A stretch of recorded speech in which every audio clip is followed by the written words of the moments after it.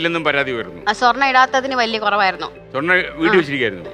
സ്വർണം എനിക്ക് ആവശ്യത്തിനുണ്ട്. ഞാൻ ഒരിക്കലും സ്വർണ്ണം ഇടണ്ട അല്ലെങ്കിൽ സ്വർണ്ണം മോശമാണെന്ന് ഞാൻ പറഞ്ഞിട്ടില്ല. ഞാൻ എൻ്റെ മനസ്സിൽ തോന്നിയത് പണ്ട് മുതലേ ഉണ്ടായിരുന്നു.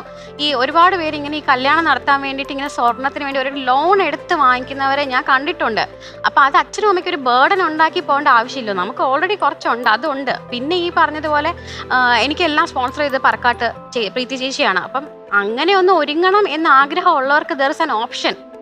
ഗോൾഡ് തന്നെ വേണം എന്നില്ലല്ലോ. അപ്പോൾ ഞാൻ ഓർത്ത് അതൊരു നല്ല കാര്യമല്ലേ ഒരാൾക്ക് അങ്ങനെ കാണിച്ചു. അപ്പം പ്രീതി ചേച്ചിയാണ് എനിക്ക് എല്ലാം സ്പോൺസർ ചെയ്തത്. അപ്പം ഞാൻ ഗോൾഡ് ഇടുന്നില്ല എന്ന് ഞാൻ ഓൾറെഡി എൻ്റെ ചാനലിലും എല്ലാം പബ്ലിക്കാക്കി. അപ്പം ചാനലുണ്ടോ? ഉണ്ടോ, യൂട്യൂബ് ചാനലുണ്ട്. എന്താ അതിന്റെ പേര്? ഗൗരികൃഷ്ണൻ ഒഫീഷ്യൽ. ഓ എന്റെ ഗൗരികൃഷ്ണൻ ഒഫീഷ്യൽ. അൺഒഫീഷ്യലായിട്ടൊന്നുമില്ലല്ലോ. ഇല്ല, ഉള്ളി ഒഫീഷ്യൽ. അപ്പൊ അതിന് ഭയങ്കരമായിട്ട് ഞാൻ ഗോൾഡ് ഇട്ടില്ല, സ്വർണം ഇട്ടില്ലെങ്കിൽ സ്ത്രീകൾക്ക് വിലയില്ല.